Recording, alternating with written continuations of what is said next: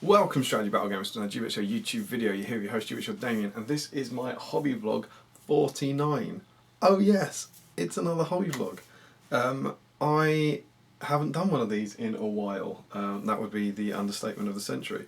I've been having a look, and this one, my last hobby vlog, number 48, the Gundabad Command and Dale Bases one, was published on February the 20th. So it was over 7 months ago since I did one of these weekly hobby vlogs. Now, suffice to say, I've been in other videos since there. We've done Palantirs and stuff like that, and most people know largely the reason for this was I had a daughter, and so that obviously gave me less hobby time. But I have been doing some hobbying, but a lot of it's been kind of channeled into what they called unboxing, assembly, painting and tactics vlogs I've been doing. So you have seen some of my work that I've been doing there, but there's a couple of bits that you won't have seen. And the other thing is that at the end of the year, whenever I go through and do my review of the year to see how many models I've painted, I use these to tell. I use these hobby vlogs. I kind of go through week by week and it shows me all the models I've painted. So I wanted to make sure that when I got back on this and did this hobby vlog, I had a kind of catch-up one to show in one place all the hobby vlogs. So I don't know if people join the channel, new subscribers, and watch hobby vlogs one after the other, but this one's going to show all the Gundabad Beasties I've been painting, including one that hasn't been on a different vlog, and so that it doesn't suddenly, you know, if you watch number 48 and then you got to 49, you wouldn't necessarily go and watch all the unboxing vlogs. So that will be documented for the year essentially. And then I've also been doing a couple of other bits and bobs that I'm going to do in the next hobby vlog, hopefully for next Monday, so that will catch you up on everything I've done. I haven't painted a lot, as we'll get to, but I think I've got good reason for that, and I'm not too disheartened, to be honest. I think I've probably painted more than I thought I would paint in the first 6 months of being a dad. The other biggish news, I suppose, is that I'm in a different room. Now again, I know if you've watched one of a few videos over the last 6 months, the Palantirs since we came back, the army list video I did with Jamie, even some of those unboxing vlogs, you would have seen that I've been in this room some before. If any of you caught the first episode of the 2 time zones, the other day you would have seen this space exactly, possibly for the first time actually viewing this angle. Also, I hope you enjoyed that. That seems to have gone down really well. As I'm recording this, it's Saturday afternoon, and I believe episode 2 by Taylor is going to be going online soon. So that will be on Blackfire Productions. So hopefully by the time you watch this on Monday, if you go and check out Blackfire Productions, episode 2 will be up, and get involved in the comments. I'm going to leave it a couple of days for people to put some comments on there, and then I will film the response possibly Monday or Tuesday, something like that. So get involved. But yeah, so most people knew the old games room. I think in an old Palantir we bid a tearful farewell to it when I moved out, because the games room has now become the nursery, and I'm now in this room, which is a tiny little box room we were using for a lot of storage. So I've downscaled, but it's I'm quite happy and it's quite nice and cosy. You may remember this room. This would be an incredibly specific piece of old GBHL knowledge, but many years ago, we did a Palantir. We did a sketch in which all the hosts were ringing each other on the Palantir. It was like a riff on the old Budweiser adverts on the WhatsApp and all that. And James Braund, it might have been Jamie. I think Jamie was sitting right here with his Palantir. So there's a bit of history for you. This room has been seen on the channel before. But yeah, so I've moved in here, and obviously I've been in here for about 6 months now. But I haven't done a hobby vlog, so I haven't really kind of seen that stuff and talked about it. But what I thought it'd be nice to kind of introduce you to a new hobby space. So it's a bit smaller, and basically as I'm staring at you and looking at the camera, just behind the camera is the new Palantir sofa with the Middle Earth map behind it and the Dado rail, so that gives you some bit of context. And then there's a little window over here, and some cupboard space behind me here. So you see, it's a relatively small room, but it's nice and cosy, and I've managed to get another little table into the side here that you might have seen during 50-point bat reps. There's a bookcase under here with all the rule books and that sort of stuff on it. And this is my main new hobby space. You've got my little, can you see that? Or can you see that one? Yeah, it's my little kind of paint and tool drawer unit that I've had since, I don't know, since I was 10 or 12 or something. It's probably at least 20 years old, that thing, which is quite nice, quite sweet. What other paraphernalia you see? My actually painting desk here, a few brushes out, tea obviously. And the computer set up for music and such. I'm listening to the Lord of the Rings audiobook of late, giant shock there. And back here we've got some of the books, all kind of Tolkien style books rather than the games books, with some pop vinyls and the Wetter Trolls and Kev's Necromancer that he painted for Nova 2016? Yeah, that'd be right. And some kind of various pin badges pinned up here. So this is my little space, and I really like it. It's nice. It's very cosy. It's nice. I'm still very privileged to have my own little room, own little man space. Around all the other walls, I've got all like various trophies and awards and pictures and Lego, Lord of the Rings Lego and all that sort of stuff. So, and I've got a miniatures cabinet just here with loads of stuff in. So I've managed to, despite the fact it was a lot smaller, I've managed to cram a lot into the space, I think, and I'm very, very happy. And I am finding some time to do my hobby. The other thing, I don't know if you can quite see. You know, oh yeah, you can. You can see there's a drawer here. If I just let's do a cheeky pivot down. One of the big perks of moving into this room was that on this desk, you know, this kind of very old-fashioned looking 70s, 80s desk. There's a fair bit of storage space in it, but underneath the desk was this drawer. And this drawer is absolutely perfect for keeping models in. So this drawer currently has all the models I've kind of either assembled or half started, essentially, not necessarily current projects, but the future projects. And they're all here in one space, so you don't have to maybe put them away in figure cases or whatever, and they're there for easy access. And I think that's great. So I figured what I would do, hopefully you can see on the desk here my Beasties. What I'm now going to do is show you the drawer. I'm going to show you what I've got lurking in here, so the sorts of things you might expect to see coming up in hobby vlogs from me maybe over the next year or so. And then I'll show you the Beasties I've worked on, and there we go. So it should be a fairly long and fairly comprehensive catch-up hobby vlog from here. So let's see what's inside the drawer. So here we go. All sorts of exciting toys in here. So let's have a little work through. Firstly, over here we have these poor rejected guys. My Tariel with bow conversion, which I was really happy with, and Legolas, again, the conversion I did ages ago with Ogre, who's actually, as you can see, started been painted. These were definitely meant to be done by the end of the year, so they were obviously meant to be done by the end of 2016. There's an outside chance they were meant to be done by the end of 2015. You'd have to go back and check my hobby vlogs.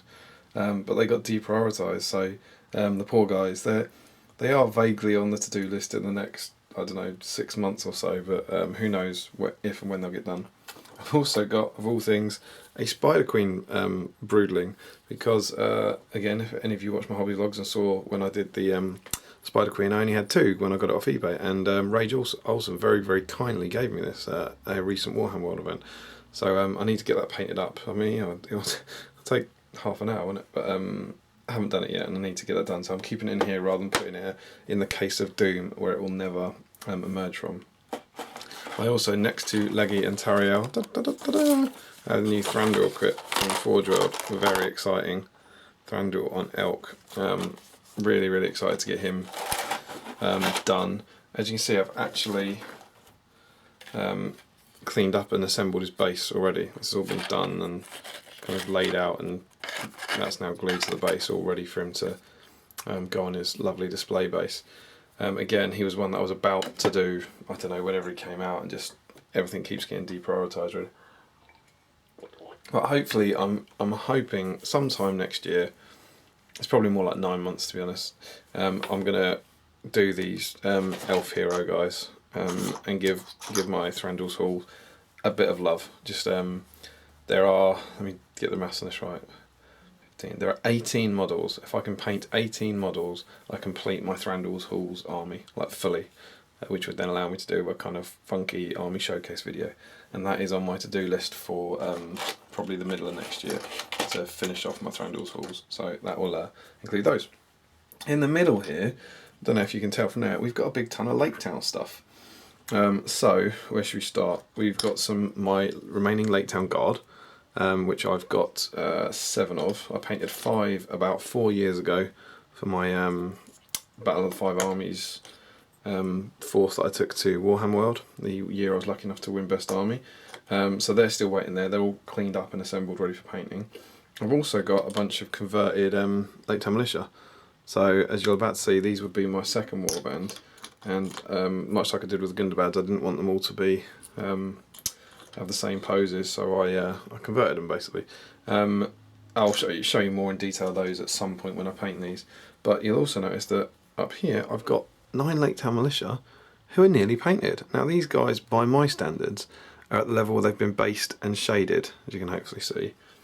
And as the way I'm painting my models normally, these are my new Dale bases. I think in a hobby vlog I did show you putting some of my old Laketowners onto Dale bases. But as you can see, they've been based and shaded, put onto the Dale bases, ready for their highlights. Now, this was done, these were meant to be painted up essentially in time for issue 5 of SBG magazine.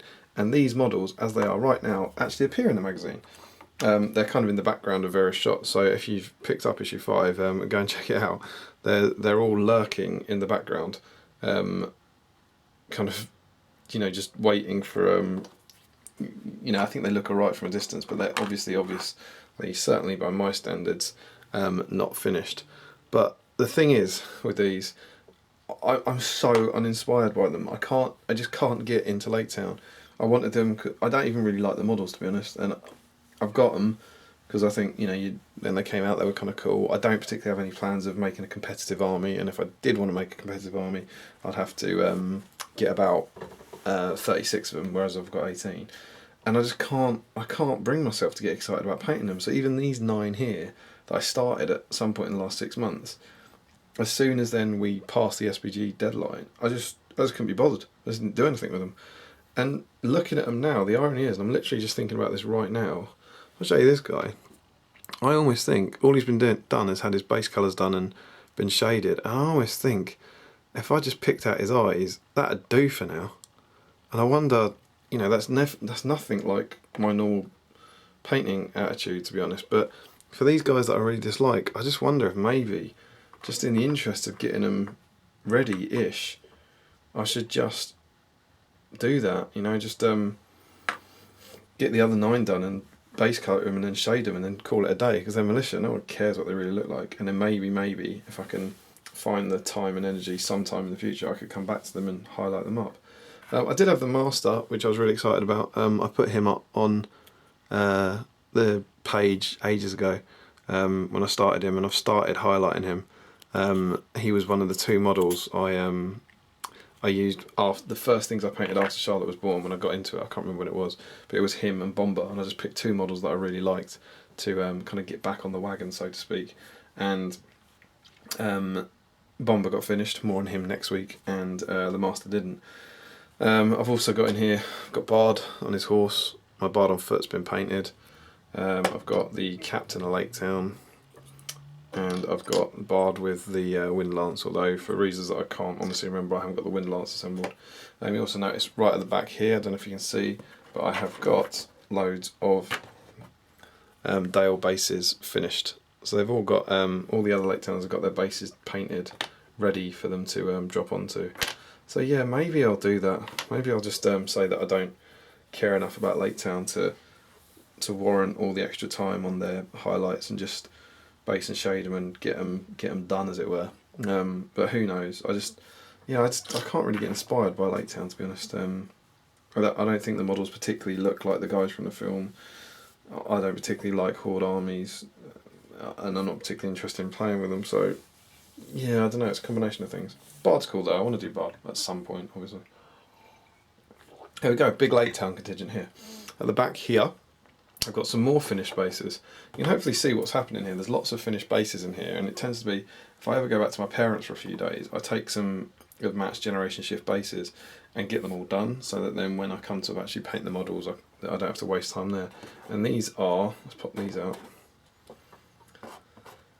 Forgotten Dungeon 40mm bases, and these were originally planned to have Hunter Orc Wild Riders on them. I don't remember, but ages ago it would have been doubles. It would have been would have been after Project Gundabad, after the doubles tournament. I came back and I was about, I don't know if I mentioned it in the hobby blog, I was about to paint some Hunter Orcs on Wild Riders, and well, I don't know why didn't I? Whatever I started painting instead at the end of the year, deprioritise that. But I had those bases on the go, and they're not done. They appear, it's hard to see now, but they appear to have had. They need the brickwork highlight. Oh no, look at that. They need the brickwork highlighting and the metal highlighting. It looks like the vines and the mud's been done to me. But yes, so that's them. Then in the middle we have these cheeky guys who are 4 Gundabad conversions. I'm not sure if I showed you this guy. This one's got a spear and shield, so he's unique in my army in that respect. But when I made the Gundabad Captain and Banner Bearer, I had 2 more packs of Gundabads. So obviously I had 6, so I converted the other 4 into 4 more warriors. I'd like to knock them out at some point just to ever grow my Azog's Legion force, which is quite cool. It shouldn't take too long, it's just a few days work on those, but as ever, it's when's the priority really. Down here at the front, very excited about these guys. The new Feely, who I think is awesome, absolutely awesome. New Thorns Company Feely. What a model that is. New Thorns Company Keeley. Again, I think this guy is really cool. He's for me the weakest of the 3 in this pack, but still a very cool model. So his cloak on, and I've been waiting so long. Thorin in coat. This model is magnificent. It's an absolutely fabulous face, great likeness. Finally get Thorin in his coat, and I can't wait to paint this guy. As you can see, when I got the pack, I just had to get them assembled and cleaned up. They will be painted early next year. I reckon sometime after February they'll be painted. So March, April, look out for them on the blog. I'm very excited about them. Then down here, I have 5 champions of Erebor. So we've got Bofa, Biffa, Oin, oh god, Dwalin, and Ori. Thorin, Feely and Keely are downstairs at the moment. So they are my remaining champions of Erebor I need to paint up. And over here we have my champions of Erebor bases, again ready for them to jump onto. We also have cheeky little Bilbo. This is obviously the Bilbo, the Finecast Bilbo, because the Smaug one, the one I painted, is from the Smaug set. So I've got him waiting around. Probably, does he go back on my Smaug base? I don't know. I was basically debating whether he'd go on the Smaug base or whether I'd put him on a Dale base. Oh no, I've got him on a Dale base, haven't I? So whether he goes on a Ravenhill base, that was it, to become like, so I've got a Bilbo from Ravenhill. Also got the Dead Dwarf from the Gundabad Ogre kit, which I didn't use. And then, and this might come as a surprise to some people, I've got these guys, which are a half-painted Iron Hills army. So I've actually got Dane on Piggy, nearly finished. The Piggy needs some work, but there's actually an awful lot of work already gone into Dane. And I don't know why he didn't get done, but this guy was painted probably about a year ago. I think I painted him almost as soon as I got back from Ardacon, and then just never really finished it. And it's really irritating because I didn't enjoy it. I just couldn't motivate myself. I kept not liking the finish on it and not liking the colours and all that, and it really, really wound me up, and so I stopped painting him. You've seen a lot of like unloved, unfinished projects in here. Similarly, I got a Ballista. Check it out. Where does that bit go? So long since I assembled it, I've forgotten. Is it like that?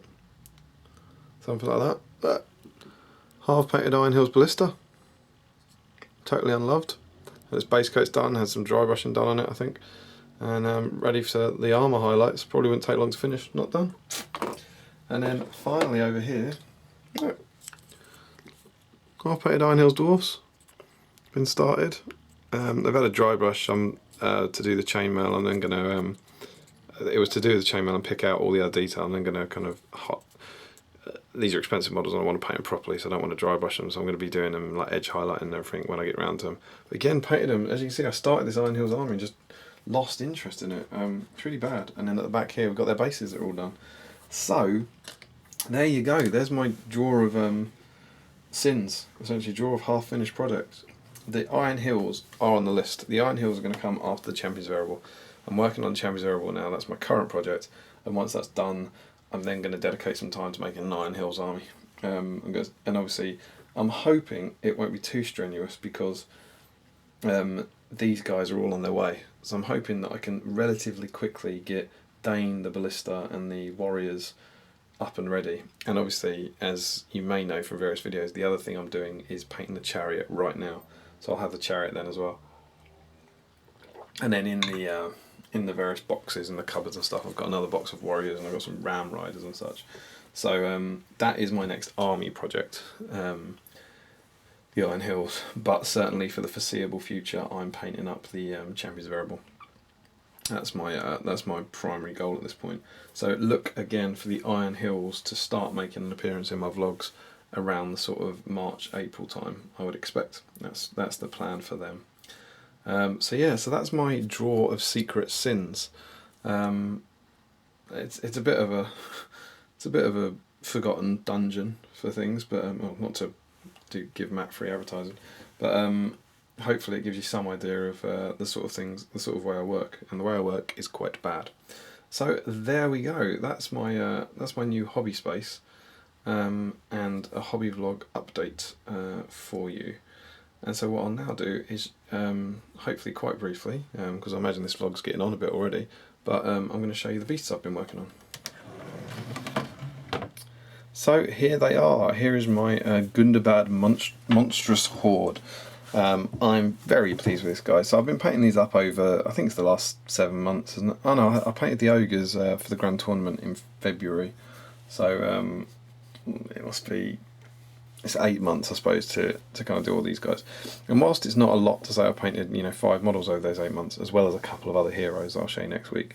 They're big models. So for me, if I'm brutally honest, even if I didn't have a child, doing one of these monsters a month would actually be a pretty good rate for me. So I've gone right off batch painting Warriors, completely off it, and I've really enjoyed kind of concentrating on single models of late, and that's obviously what I've been doing. So I know you will have seen some of these guys, except this guy, who I'll show you off in some detail in a minute.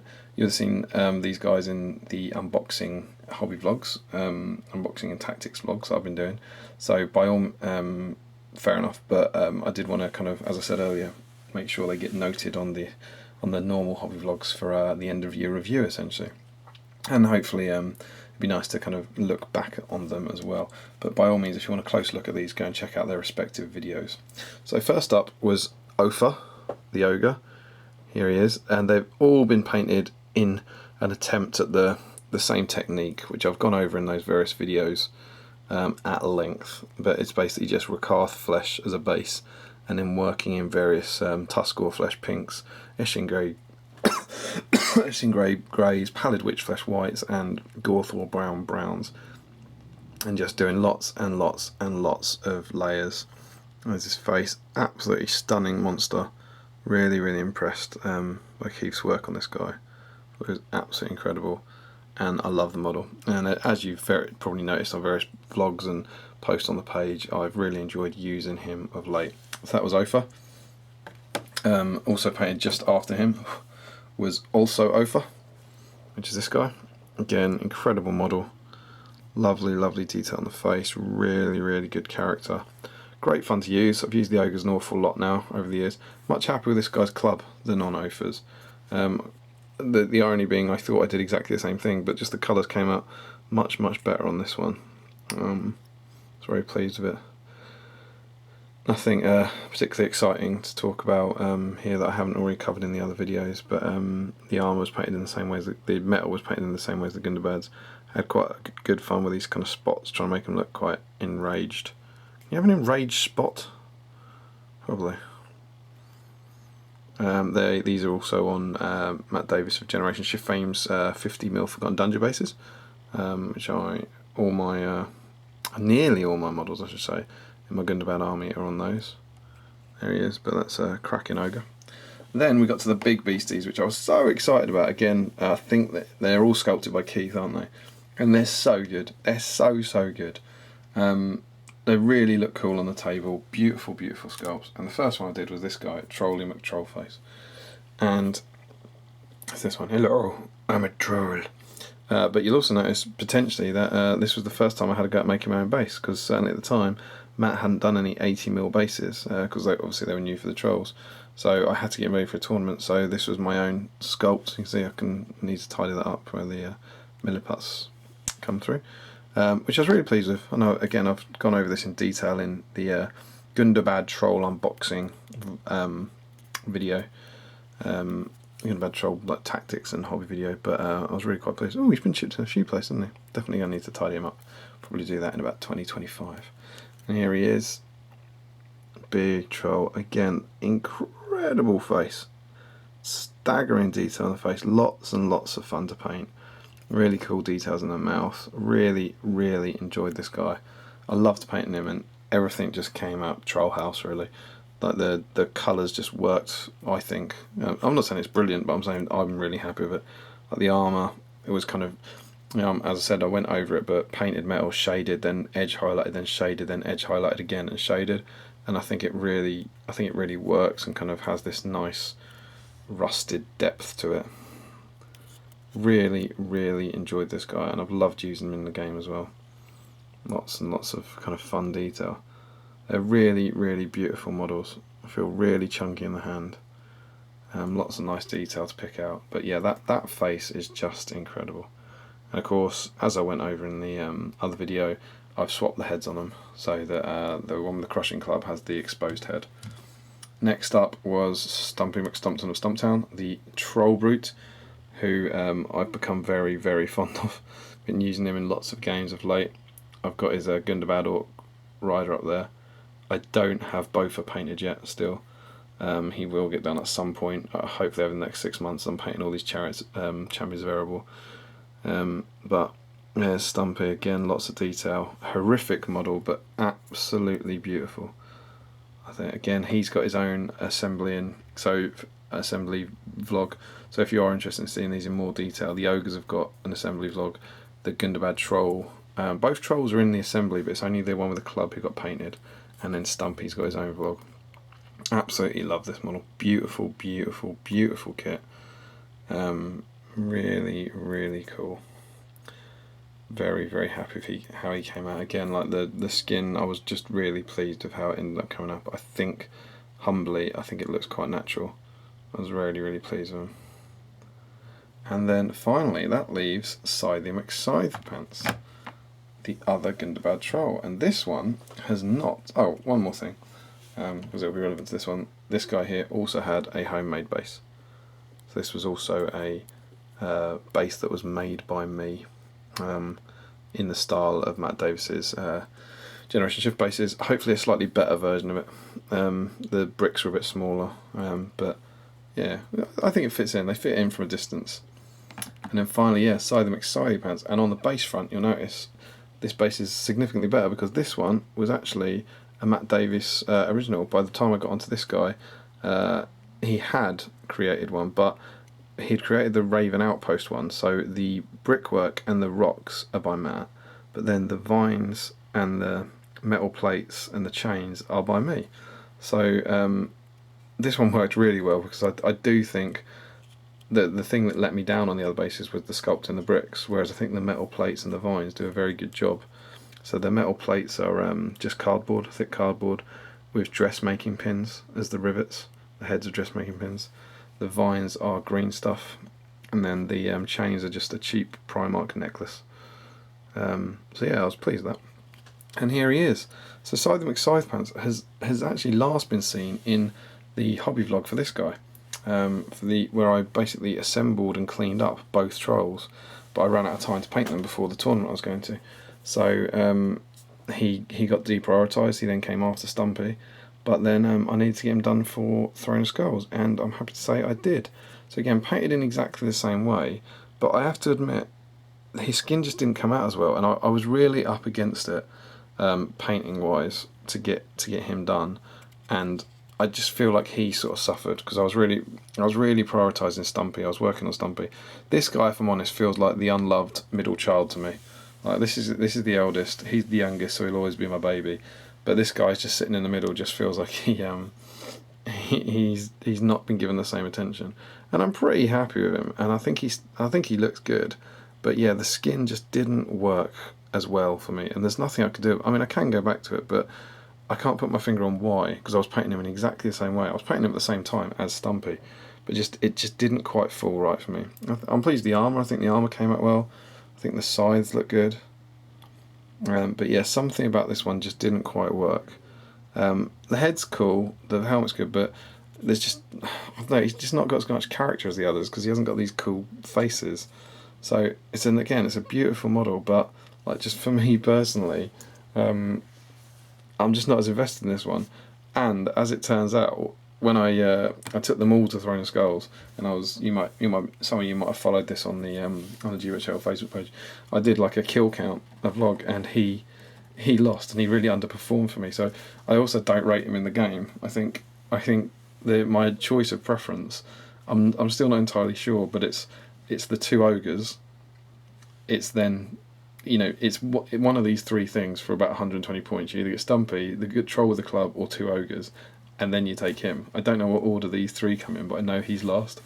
So I feel really sorry for him, really. But the troll with Scything Gauntlets is likely to not see a lot of play, from me at least, on the table. And maybe even as I was painting him subconsciously, I knew that, and that's why maybe he didn't come out as well. Who knows? Maybe that's putting far too much faith in my prophetic painting abilities, shall we say. But there we go. It's a guest appearance. What are we doing? We have a little baby. Can she be on the vlog? She's never been on a vlog before. Why do I have a baby? Because somebody did poopy! Oh, brilliant. So here is a little. Do you wanna pop that up? Still that up. This is my daughter. This is Arwen. Say hi, Baba. No, what's your name? This is Charlotte Arwen. Charlotte did poopy! She's done poopies. That's great news. And I was coming to the end of the vlog anyway. You must never ever touch these. Never touch these. And I will now be going away. We'll be ending the vlog here, so that I can go and clean up the terrible poopies. But there you go. What an unexpected ending. There we go. I'm back. Never ever touch them. We are back. That is my hobby vlog. I hope to be back next week, and we'll see you then. All of us, hopefully. Until then, what do we say, Baba? Don't forget to comment, like, share, and subscribe. Support your hobby. No, you support your host by clicking on the links below. Follow us on Twitter and like us on Facebook. Support your hobby. And happy. Oh, good. Boogers and poo. Oh, brilliant stuff. And happy strategy battle gaming.